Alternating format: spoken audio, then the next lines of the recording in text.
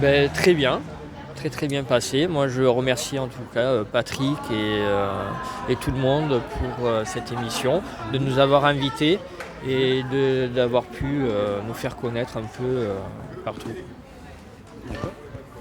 Moi j'ai juste passé un très bon moment, donc voilà.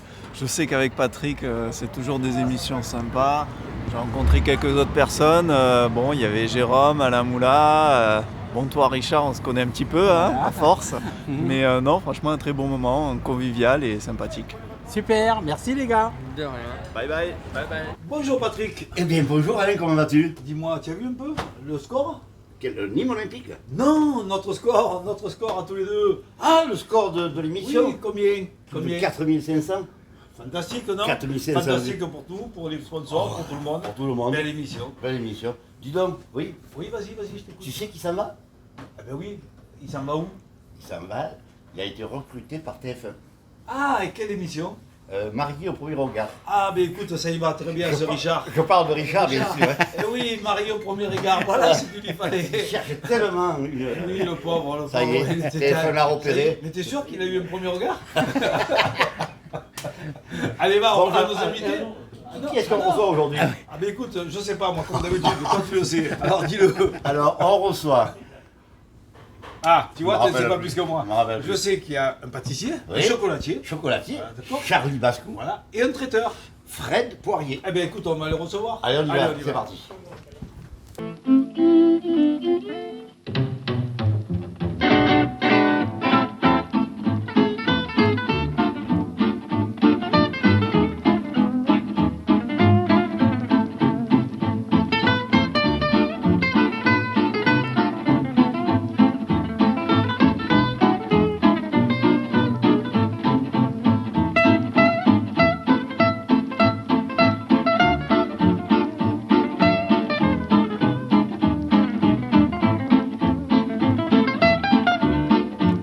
Alors, monsieur Michel Drucker, en direct. Ça a été bon, le nouveau Michel Drucker? Franchement pour Ouais, une ouais. première c'était pas mal. Ouais. Et toi, comment tu l'as trouvé?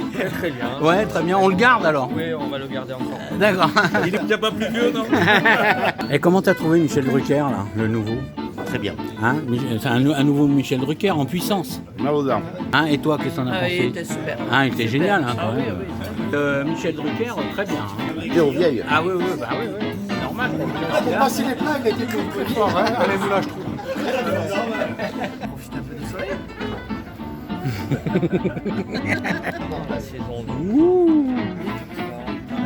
Bonjour à tous, bonjour à toutes, bienvenue dans l'émission Tête à Tête.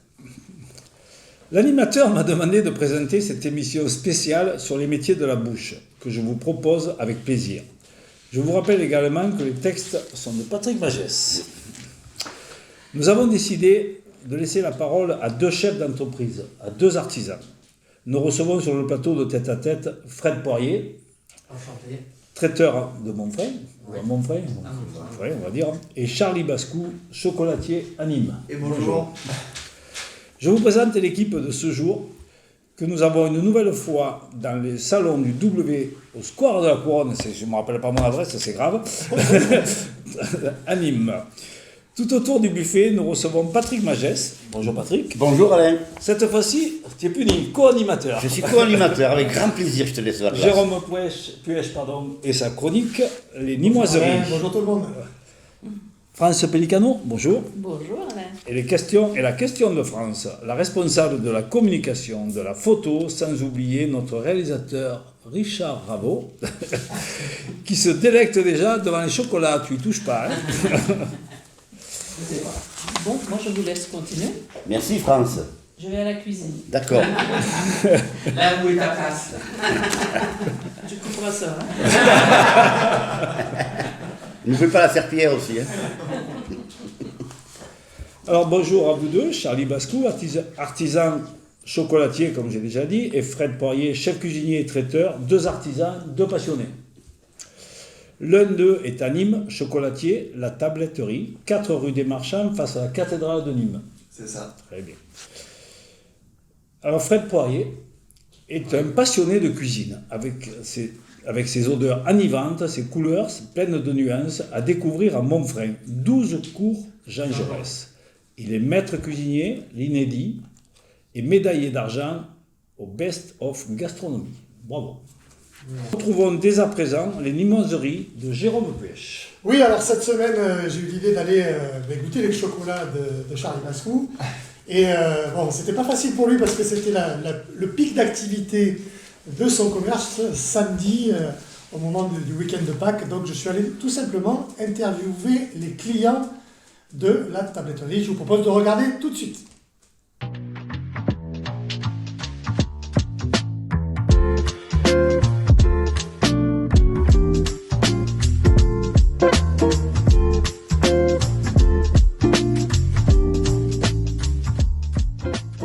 J'habite à Montpellier, mais je suis de Nîmes de base, donc c'est vrai qu'elle est assez connue, assez réputée, donc voilà, on s'est dit pourquoi pas offrir du bon chocolat pour Pâques. C'est la première fois que vous venez ici ? Non, j'étais déjà venue il y a quelques temps. Voilà. Je ne me rappelle plus quand, mais je suis déjà venue. Donc vous avez gardé un bon souvenir ? Oui, c'est très très bon. Qu'est-ce que vous aviez acheté ? Du chocolat au lait, moi je suis fan de chocolat au lait, tout ce qui est praliné aussi, donc voilà, des gros mangeurs de chocolat à la maison, donc voilà, là on achète pour offrir à Pâques pour nos familles. Parce qu'ils font des bons chocolats artisanaux. Et voilà. Qu'est-ce que vous avez choisi et pourquoi vous avez fait ces choix ? Alors des petits moulages lapins et chouettes pour les enfants et un petit assortiment de fritures, voilà, pour cacher dans le jardin. Vous êtes un habitué ? Oh, habitué non, mais de temps en temps quoi. À quelle fréquence ? Je sais pas trop, 3-4 fois par an ou je sais pas. De temps en temps au moment des fêtes surtout. Okay. Très bon parce que je les ai déjà goûtés au moment de Noël. Particulièrement mon époux. Qu'est-ce qui vous plaît dans ces chocolats-là ?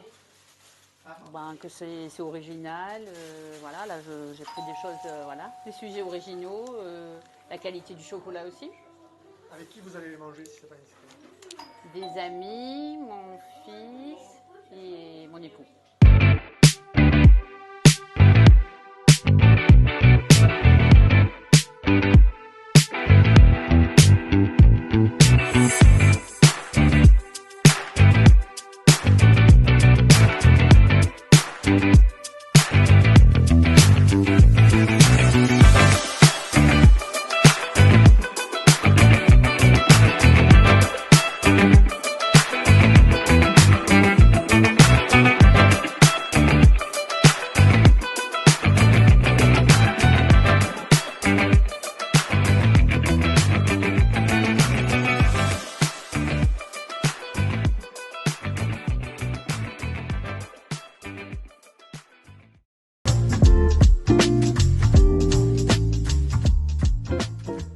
Écoute, merci Jérôme pour tes limoiseries.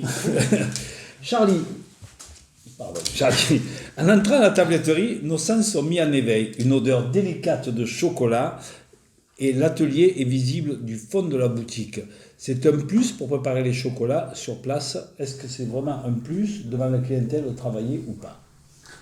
Oui, c'est un gros avantage parce que en fait, il y a de plus en plus de distance, si tu veux, entre le produit et le client. Le client, il achète un produit, il ne sait pas d'où ça vient, comment ça a été fabriqué.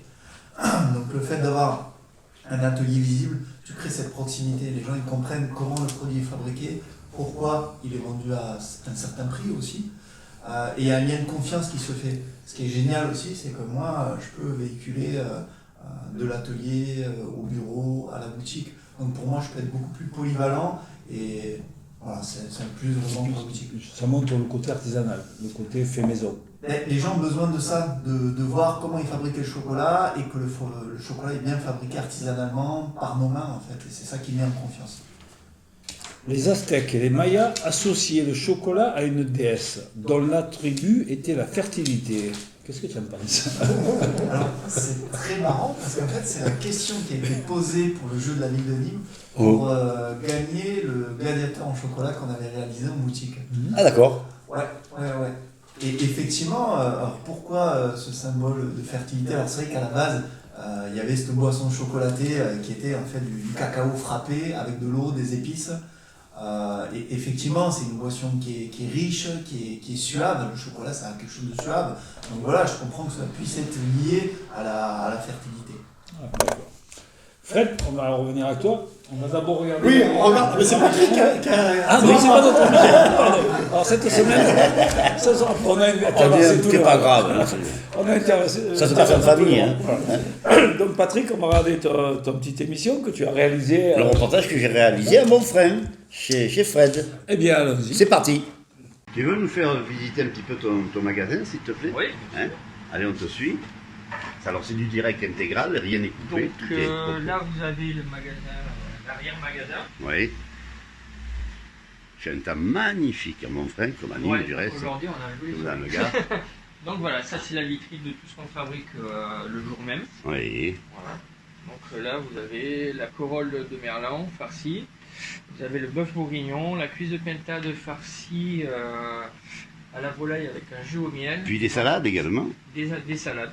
Voilà, salade de penne au champ. La fameuse pissaladière. La fameuse pizza. Et là, le hot dog. Le hot dog. Oui, pizza également, fougassette, enfin, Voilà, il y a les vraiment... desserts qu'on fabrique Les aussi. desserts. Ah oui, c'est vrai. Pâtissier, donc... Et puis les produits canadiens. Et les produits canadiens qui sont là, sur cette étagère-là, vous allez retrouver les bières, le vin, le cidre givré, qui est excellent même. Ouais, Voilà, le sirop d'érable également. Le sirop d'érable. On a l'eau aussi, à l'érable. L'eau à l'érable. Ouais. D'accord. Voilà, il est là. Ouais. On a les biscuits.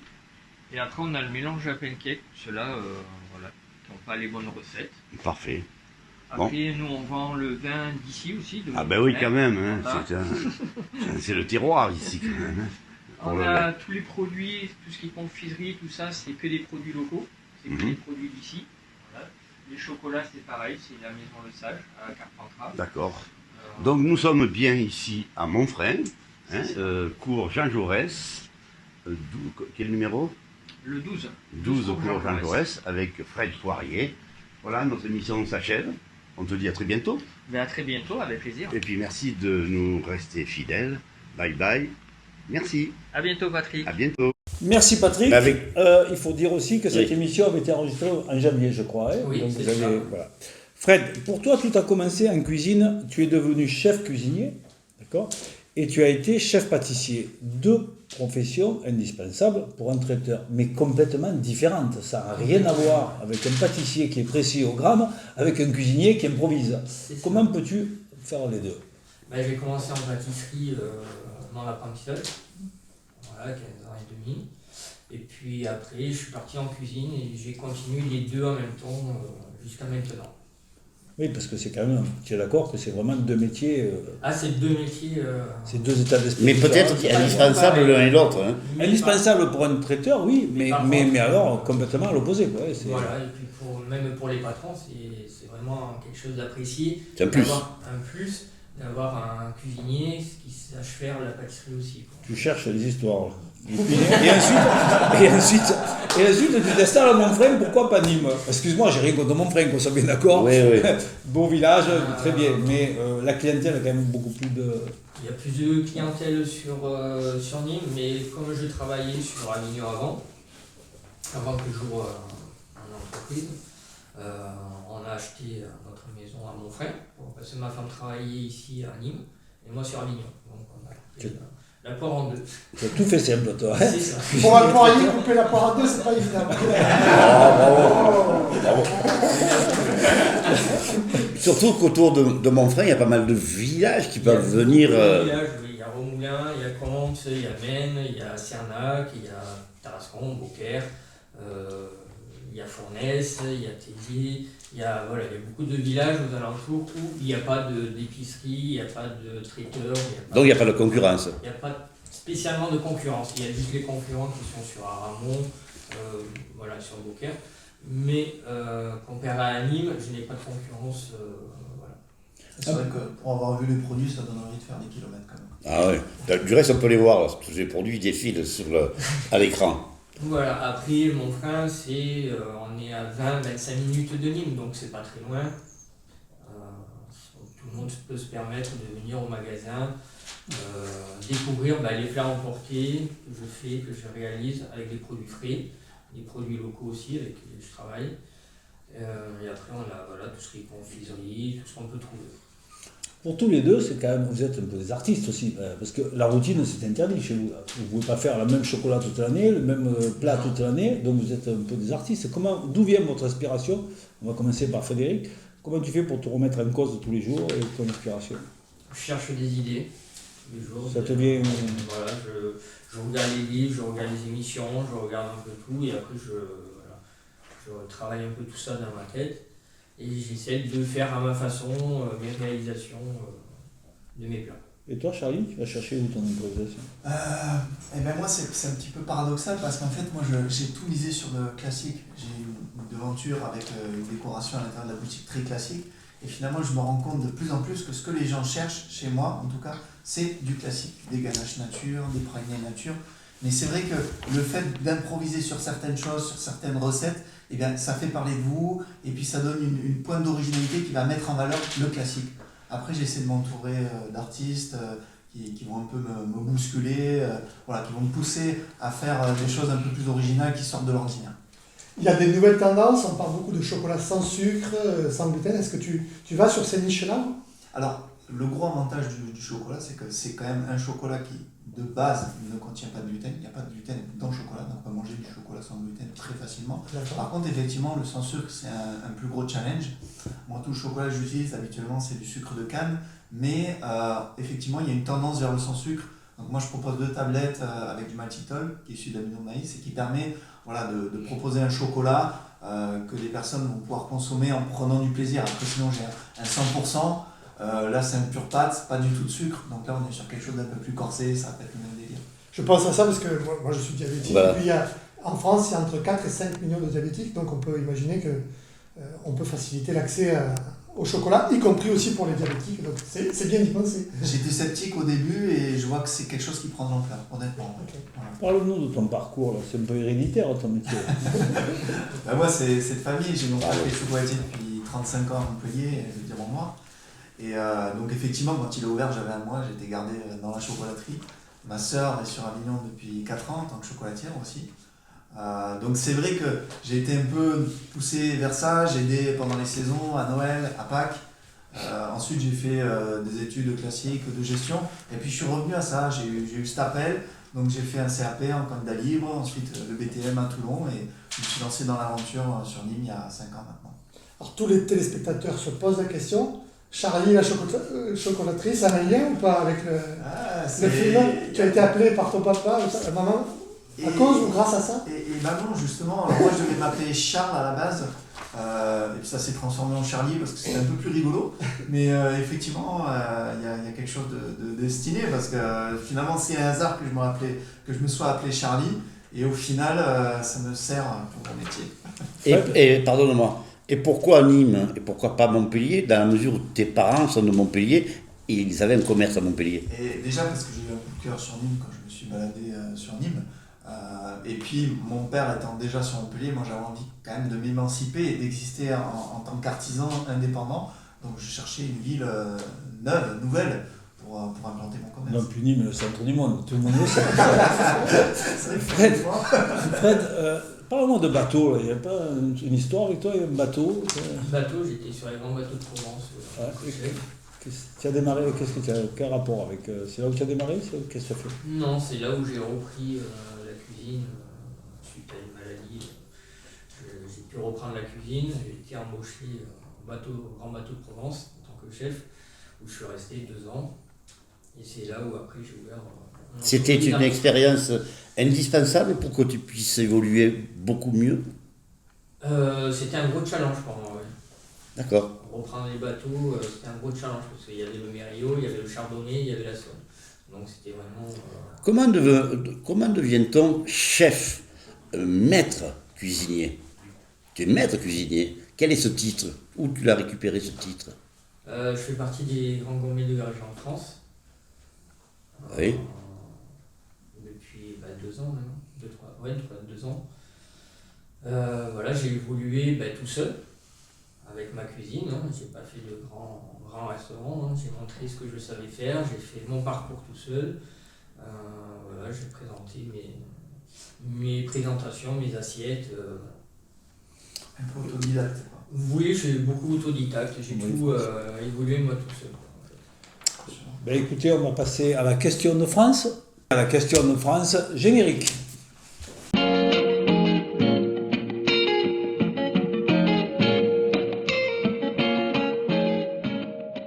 Bonjour France. Bonjour Alain. Nous sommes à ton écoute. Merci, bonjour monsieur. Alors, ma question aujourd'hui.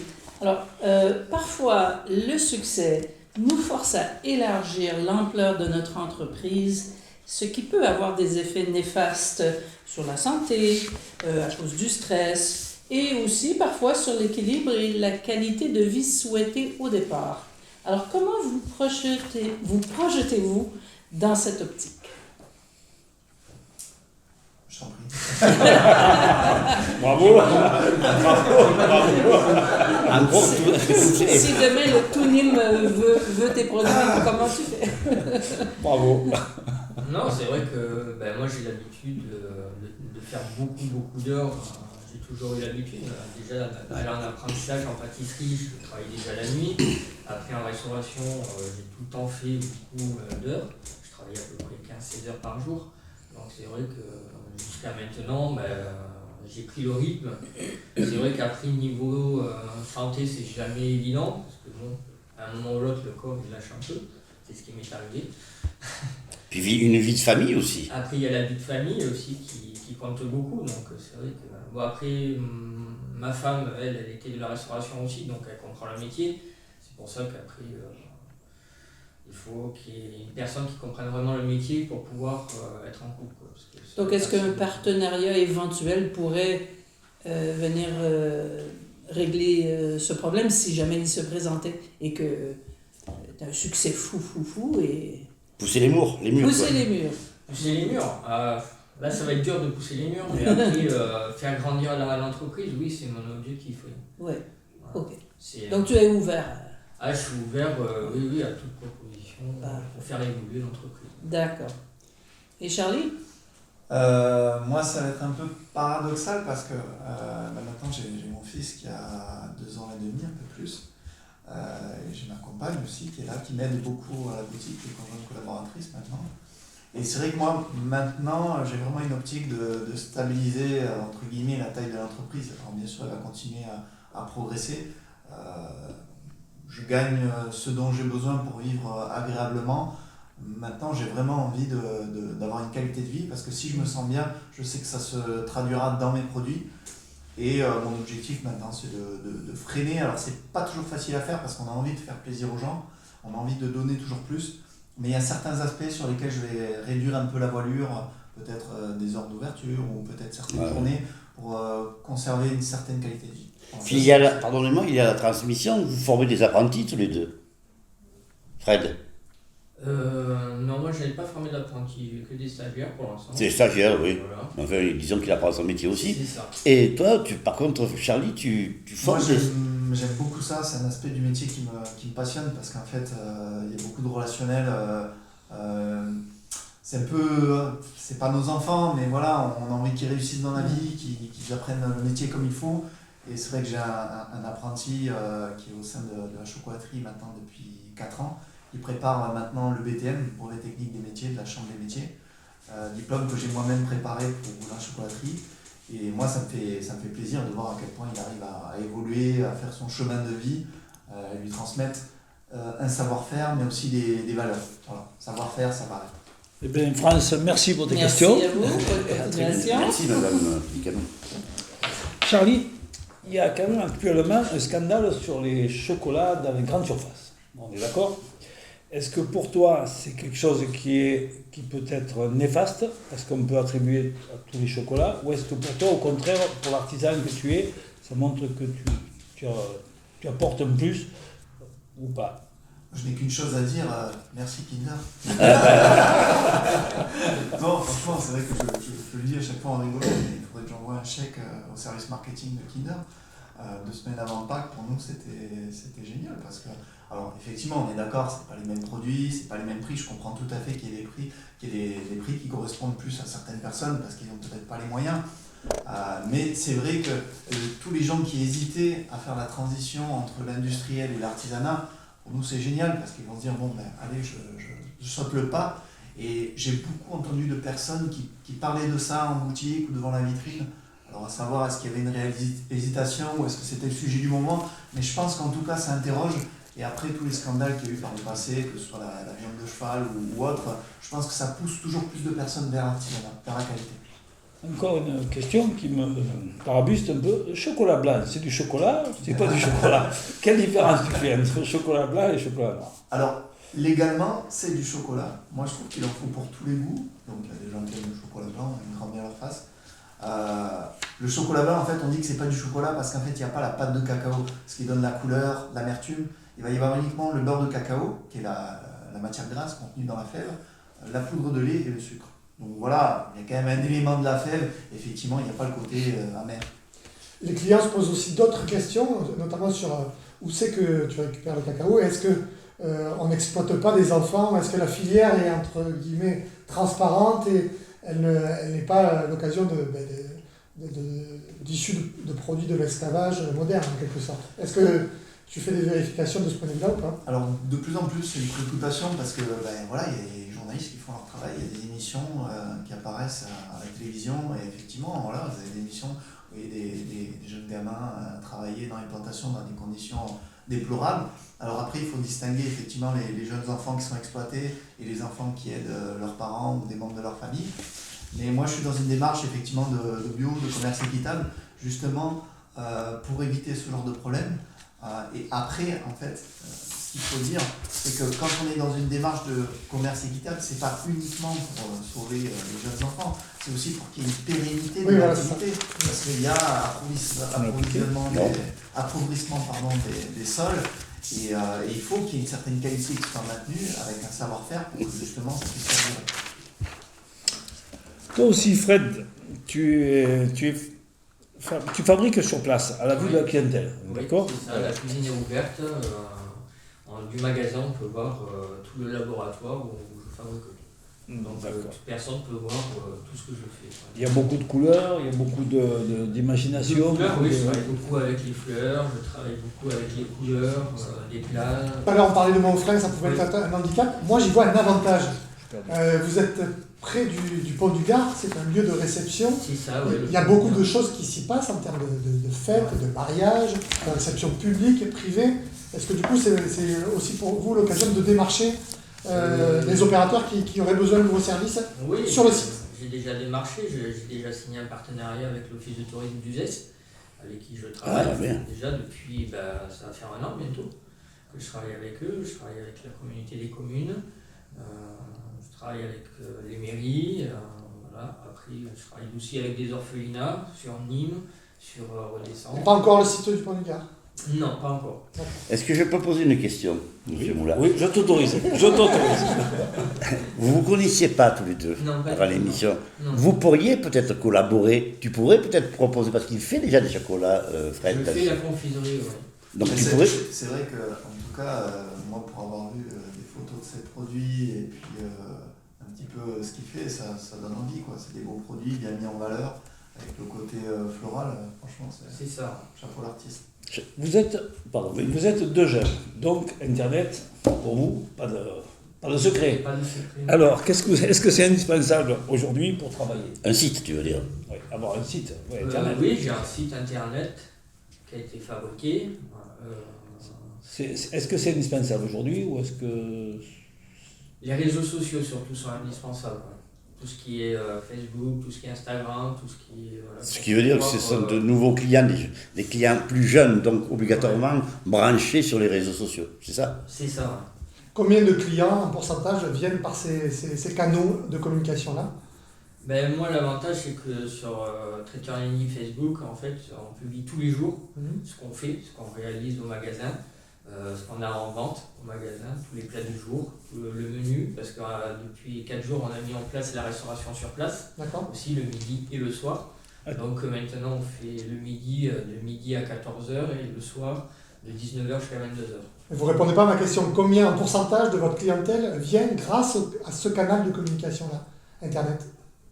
Est-ce que vous l'avez évalué? Non, pas du tout. C'est difficile à évaluer. Je pense que 60-40, ça doit être à peu près là. Oui, tu penses? Oui, tout à Donc fait. 60% ou 40% de vos clients viennent 60% Oui, à peu près. de la clientèle, oui, qui vient des réseaux sociaux. Il y a une autre question à celle-ci, c'est ils déjeunent à l'intérieur du magasin? Non, à l'extérieur, sur la terrasse. Voilà, donc tu es aussi restaurant. Je fais aussi restaurant depuis. Ah d'accord. Donc il faut le préciser. Oui, c'est ça. Avec les beaux jours, ça vaut le coup. Ben voilà, c'est pour ça que. Donc c'est un investissement obligatoirement dans j'ai dû passer le permis d'exploitation, j'ai fait tout ce qu'il y avait à faire pour pouvoir ouvrir la terrasse et servir. Donc il faut aussi mettre peut-être un point important, c'est parce qu'on arrive à la période des mariages. Ouais. Ça se passe comment? Tu fais également, tu organises. Tout ce qui est mariage, séminaire, baptême, tout ce qui est anniversaire, à partir de. Oui, traiteur. Déjà jusqu'à tout l'événementiel en fait. Donc pour te joindre, on t'appelle à ce numéro qui 83 55 qui apparaît là en dessous. Ou sur ma boîte mail poirierfred10@gmail.com. Charlie, tu m'as pas répondu sur les réseaux sociaux. Et tu t'en tireras pas comme ça. Non, moi effectivement, ça devient de plus en plus important. Donc ça va être Facebook, Instagram qui sont liés. Et puis moi, surtout le site internet que j'ai réalisé moi-même. C'est artisanal, mais il est assez bien référencé. Et c'est vrai que de plus en plus, je vois que les gens, même dans la chocolaterie, je les vois pianoter sur le portable, aller voir des avis. Sur Google, ça devient une composante de plus en plus importante. Alors pendant le confinement, 50% du chiffre d'affaires de Pâques s'est réalisé grâce au site internet, des envois, de la vente en ligne. Maintenant, j'ai un petit peu réduit la voilure, ça va être plus du click and collect, donc les gens peuvent commander en ligne, payer et venir récupérer la commande en boutique. Mais c'est vraiment quelque chose qui se développe de plus en plus. Après, moi, je veux conserver en fait le lien en boutique. Je veux toujours faire en sorte que les gens soient obligés de venir chez moi s'ils veulent ce produit-là. Vous avez une chance tous les deux d'avoir un métier de passion, d'accord? Est-ce que cette passion est toujours là malgré le travail, les soucis de tous les jours, ou est-ce que la passion, voilà, la passion est toujours la même? C'est toujours la même. La comptabilité, la gestion, le personnel, tout ça ne perturbe pas ta passion? Non. Non, toujours la passion qui l'emporte. Alors c'est vrai que la gestion, la communication, je dirais que c'est un tiers du métier presque des fois. Donc ça prend de plus en plus de place, mais la passion elle est intacte parce qu'en fait c'est un métier où on voit le bonheur sur le visage des gens, ils sont contents de venir acheter le produit et ça c'est fantastique. Vous êtes tous les deux des commerçants dans des centres-villes. Aujourd'hui, les centres-villes sont en difficulté parce qu'ils sont concurrencés par les grandes surfaces, etc. Quel regard vous portez sur vos centres-villes à vous? Est-ce que vous voyez un glissement vers la désertification ou est-ce que ça repart? On a eu cette discussion quand je suis venu en Pamplonne. Oui, je m'en souviens bien. Moi, j'ai un avis partagé parce que j'ai l'impression que maintenant, il y a une sorte de renouveau du centre-ville. Il y a des gens qui aiment ce contact-là, aller voir, aller chez les commerces, aller dans un beau restaurant, sur une belle place. Un lien de proximité qui se recrée dans le centre-ville à travers les artisans. Et je pense qu'effectivement, il y a eu une mode, entre guillemets, des centres commerciaux en extérieur. Et maintenant, petit à petit, on réapproprie le centre-ville. Moi, c'est le contraire. Au village, il faut que j'attire les gens. C'est ça peut-être le plus difficile. Le souci, moi, c'est qu'il y a Intermarché, les gens sont plus sur Intermarché, Carrefour, tout ça. Ils ont un peu laissé tomber un peu le village niveau restauration. Tu pourrais nous donner l'adresse de ton établissement, s'il te plaît? 12 cours Jean Jaurès. 12 cours Jean Jaurès, à Montfrain. À Montfrain, en face de la poste. Dis donc, mais tu as été gonflé quand même de créer ton établissement justement pendant la pandémie. Pendant la pandémie, c'était un challenge. Et quel a été le rôle de Daniel Angelo qui est venu? Parce que c'est quelqu'un Daniel Angelo, il fait partie de l'initiative GAR, oui. par qui je l'ai connu sur une prestation que j'ai faite pour l'ouverture du bâtiment qui a été fait à Remoulin, qui a été inauguré. Et c'est là où j'ai connu Daniel. On a discuté ensemble et c'est là où il m'a proposé ce qui se faisait, l'initiative GAR, pour aider les créateurs et les repreneurs d'entreprises. Alors nous irons le voir dans l'émission un petit moment avec, parce que c'est une personne qui est très intéressante dans la mesure où il donne son savoir. Et ça c'est important. C'est une personne que j'apprécie beaucoup, qui est vraiment très très bien. Et c'est vrai que ça m'a permis grâce à Initiative Gare, nous a apporté d'avoir une trésorerie Voilà. de départ. Qu'est-ce que vous auriez fait tous les deux si vous aviez dû choisir un autre métier? Dans quoi vous voyez? Très compliqué. Est-ce que vous auriez pu faire autre chose? Moi, je pense que ça aura forcément été un métier où je suis indépendant. C'est ça que j'aime. L'indépendance. Maître du navire. Mais effectivement, le chocolat, moi, je choisirais pas autre chose parce que c'est un métier en fait où on fait plaisir aux gens. On est heureux de le vendre, ils sont heureux d'acheter. On se fait plaisir soi-même et on fait plaisir déjà aux gens. Et le but, c'est déjà de se faire plaisir soi-même. Et à titre, décidément, pardon. Non, c'est un petit chatin. On va boire un petit coup. Sorti.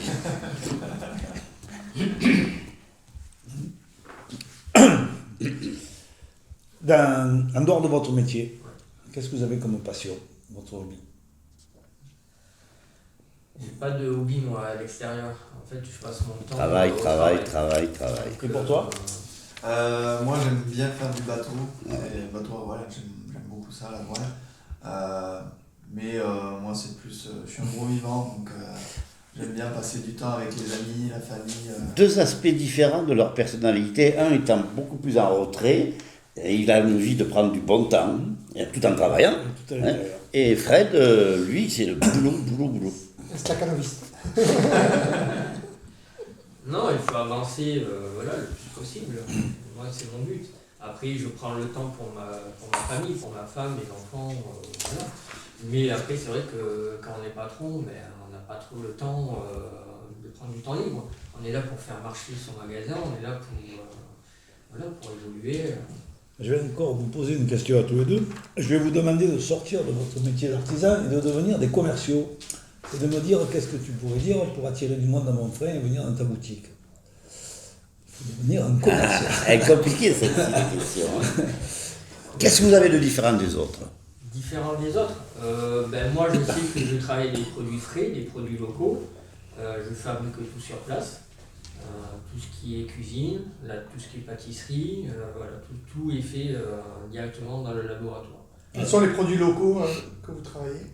Locaux, je travaille tout ce qui est fruits, légumes, j'essaie de travailler avec de la viande française, j'essaie le plus possible. Est-ce qu'il y a un produit que vous pourriez citer, un produit local, vraiment un circuit court? Je travaille avec tout ce qui est légumes, les courgettes, tous les légumes de saison qu'il y a actuellement. Peut-être les melons en saison? Les melons, quand ça commence à arriver. Les fraises. Les asperges peut-être aussi? Les asperges, j'en ai fait cette semaine. Vous les achetez où? Je les achète où? Au marché. Est-ce que tu peux nous donner les heures d'ouverture, expliquer à nos auditeurs? Les heures d'ouverture du magasin, c'est 9h, 14h et 16h, 22h. 7 Alors, sur 7? c'est du mardi au samedi et le dimanche, c'est 9h, 14h. Et la restauration est sur place? C'est tous les jours, sauf le lundi. Alors pourquoi les produits canadiens? Explique-nous. Produits canadiens, c'est une passion du Canada que j'ai. C'est une passion où je devais y travailler et vivre. Ça ne s'est pas fait malheureusement, mais voilà, ma passion reste là et j'adore tout ce qui se fait là-bas. C'est pour ça que je vends tout ce qui est bière, tout ce qui est sirop d'érable, je fais tout importer de là-bas. Je fabrique aussi tout ce qui est burger de bison. Le burger canadien, le burger cabane à sucre, c'est les burgers que je crée. Je fais la poutine, je fais... Ah oui. Tu arrives à vendre des produits canadiens à Montfrain? Oui, ça marche très bien. Eh bien, bravo. Ça marche très bien. Même Daniel, il a goûté tous les burgers que j'ai fait. D'accord. Bon, même nous viendrons goûter un burger. Charlie, je te demande de devenir un commercial. Alors, un commercial, qu'est-ce qu'il y a à dire? Moi, je vends un produit, mais je vends aussi une expérience. C'est-à-dire quand vous rentrez dans la boutique, je veux que ça devienne un peu notre Madeleine de Proust. C'est-à-dire vous allez avoir un petit décor des années 30, des bons produits présentés comme une confiserie à l'ancienne. Moi, ce que j'aime, c'est faire plaisir aux gens. Et surtout, ce que j'ai, c'est l'amour du travail bien fait. Moi, il faut que... quand les clients ressortent de la boutique, ils soient heureux de leur achat, qu'ils se fassent plaisir. C'est ça qui est le plus important pour moi. Et pour ça, j'utilise des produits bio, équitables, locaux, notamment sur le miel d'apiculteur que j'utilise pour la conservation du chocolat. C'est un apiculteur de Saint-Gervasy qui s'appelle Pierre-Damien Chartier. On est dans un circuit court. Hein. Voilà. Oui. Voilà. Alors pour le chocolat, c'est compliqué. J'essaie aussi au niveau des amandes, voilà, amandes du sud de la France, de faire travailler les commerces aux alentours aussi. Je travaille beaucoup avec les huileries, l'épicerie fine pour les épices. Et puis je suis en pur beurre de cacao et j'essaie d'avoir une démarche au niveau des emballages, des emballages recyclables, biodégradables. Voilà. Et j'ai vu que les murs de ton commerce sont ornés d'œuvres d'artistes que tu invites régulièrement. Tu peux nous en parler, en dire quelques mots? Alors ça c'est une autre passion que j'ai, c'est que sur la place aux Herbes, j'ai rencontré quelques artistes et je vois qu'Alain, toi aussi tu fais ça, tu exposes des artistes. Il y a longtemps. C'est pas les mêmes. On n'exploite pas les artistes. Il y a Michel Monteil qui est venu chez toi. On permet d'être en vue, mais on ne les exploite pas. Il y a Michel Monteil qui est venu chez toi. J'avais compris exploite, pardon. Michel Monteil est venu chez toi. Elisabeth Loup Philippi. Oui, il y a Drop là en ce moment qui est là et j'essaie de leur donner un espace d'expression. C'est bien. Moi c'est génial parce que ça me change la déco, je suis confronté au monde de l'art, donc c'est assez agréable d'avoir des œuvres dans son lieu de travail. Et puis il y a une richesse qui se crée, ça crée des échanges, ça donne des idées. Puis je suis notamment en contact avec Christian Prades qui est un artiste et moi qui fait des partenariats avec moi sur certaines vitrines. Il a sculpté un moaï de 6,5 kg en chocolat aussi. C'est celui qui a réalisé la crèche de la cathédrale. Exactement. À quelques pas de ton commerce. Depuis de nombreuses années, il fait ça. Oui. Voilà, c'est un touche à tout. Dites-moi tous les deux, les démarches en France, c'est assez compliqué, c'est ce qu'on raconte. Qu'est-ce que vous auriez comme conseil à donner à quelqu'un qui voudrait s'installer dans vos métiers?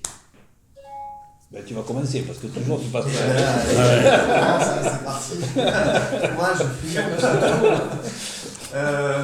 quelqu'un qui voudrait s'installer dans le milieu du chocolat. Je pense qu'au début, il faut commencer simplement mais efficacement, pour proposer peut-être peu de références, mais des bons produits, et se développer petit à petit en essayant de rationaliser les process pour maîtriser le processus de fabrication du début à la fin et se simplifier la vie. Parce que si on se simplifie la vie, on a l'esprit plus libre, on a une charge mentale un peu plus basse et ça nous permet d'être plus à l'aise avec les clients et avec le produit. On peut, on peut rappeler vos adresses à tous les deux respectives. Alors je suis moi sur Nîmes, sur la place aux Herbes, en face de la cathédrale Saint-Castor, c'est le 4 rue des Marchands. Et toi Fred? Moi je suis à Montfrein, 12 cours Jean Jaurès, en face de la Poste. Bon, vous ne vous perdrez pas à Montfrein. Hein? Non. Je voudrais que tu répondes à la question, qu'est-ce que tu conseillerais à quelqu'un qui veut s'installer dans un village et qui veut faire des produits canadiens? Dans le sud de la France. Non, je suis tout à fait d'accord sur ce qu'il a dit. En fait, il faut partir petit et il ne faut pas s'éparpiller dans ce qu'on veut faire. Moi, je fais des produits frais, des produits de qualité. Je fabrique tout, mais je reste petit. J'essaie d'évoluer tout doucement, sans m'éparpiller, sans voir trop gros. De toute façon, plus on veut voir gros d'un coup, et plus on va se perdre. Et c'est là où on va tout perdre, quoi. Ils sont bien nos jeunes. Hein? Ben écoutez, on va arriver bientôt à la fin de l'émission. Par contre, une petite dernière question. Quel avenir tu as dans tes projets? Qu'est-ce que tu peux nous expliquer ce que tu attends? Quel est ton projet? Mon avenir, c'est de faire développer mon entreprise le plus possible. Voilà, et après j'espère que j'irai loin. Qu'est-ce que tu appelles loin? Loin, c'est-à-dire que là on est deux actuellement dans l'entreprise. C'est une petite entreprise familiale. Et voilà, mon but c'est de la faire grandir, grossir, de me faire connaître encore plus, d'avoir de plus en plus de connaissances, de clients, et voilà, d'élargir mes... Tu restes à Montfrein, tu pars pas au Canada. Je te taquine, voilà, qui sait, on ne sait pas. On a une adresse pour toi si tu veux, à Québec. Il y a pas de... Voilà, ça peut être dans les projets futurs. Après. Et toi, Charlie? Moi, mon souhait le plus cher, ce serait de devenir quelque part une institution sur Nîmes. mais garder... Ça l'est déjà. Non, mais garder par contre ce lien de proximité avec les clients. Moi, j'aimerais bien que toujours les clients puissent être face à l'artisan pour acheter leurs produits. Voilà. Moi, je me souviens d'une chose, c'est que je t'avais reçu à l'émission il y a au moins 4 ou 5 ans, et tu n'as pas changé dans ton état d'esprit. Tu es resté le même. Ben, je pense que quand on fonctionne, les gens, en fait, ils n'achètent pas seulement un produit, ils achètent une identité. Et les gens, ils aiment mes produits parce qu'ils m'apprécient, ils apprécient la manière dont je suis. Donc, j'ai pas envie de changer parce que je sais que c'est ce qui fera ma réussite. Et je me souviens de cette émission, et effectivement, j'y repense souvent parce que c'est un peu ça qui m'a lancé sur Nîmes. Eh bien, écoutez, je vais vous demander à chacun d'avoir le mot de la fin. D'accord? On va commencer par Fred. Fred. C'est eu là. Le mot de la fin, moi je remercie tout le monde en tout cas pour cet excellent reportage.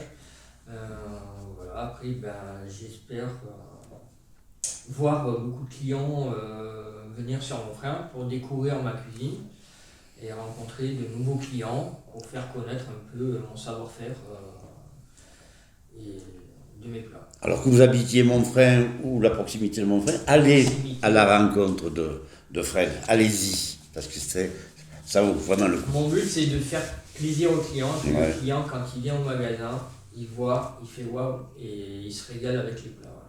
En fait, c'est ce qui se passe quand les gens viennent, parce que je ne suis pas un traiteur normal comme tout le monde. Mes plats sont servis dans des plats exprès, tout biodégradable. Et en fait, je sers mon plat comme dans une assiette d'un restaurant. Alors, il faut savoir une chose, pardonne-moi, c'est que nous allons ce midi goûter, déguster, que ce soit les chocolats ou ce que tu nous as préparé toi aussi. Hein. Donc, nous avons ce privilège. Hein. À table. Ah, mais c'est vrai que j'ai eu l'occasion de voir un petit peu les plats de Fred et ça donne vraiment envie ce qu'il fait. Moi, pour le mot de la fin, j'aimerais dire juste un proverbe.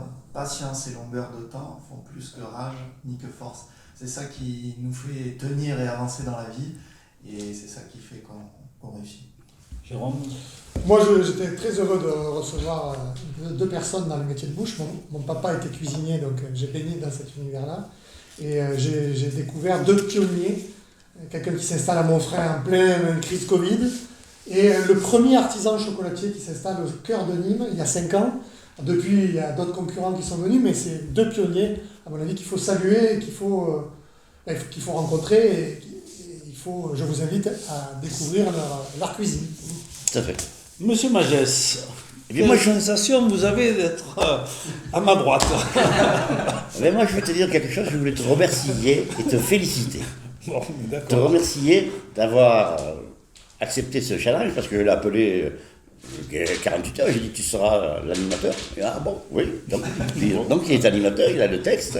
Et je voulais vraiment te remercier, puisque tu mérites, tu es une personne généreuse, un peu comme nous. Non, mais je le dis. Tu es une personne généreuse. Il fallait que tu sois encore beaucoup plus mis dans la lumière que ce que tu l'es. Et je voulais te remercier sincèrement. Ben, je te remercie. Et moi, je voudrais remercier ces deux messieurs. Vous m'avez donné envie de venir chez vous, en tout cas, et je passerai chez vous pour goûter vos produits, avec plaisir.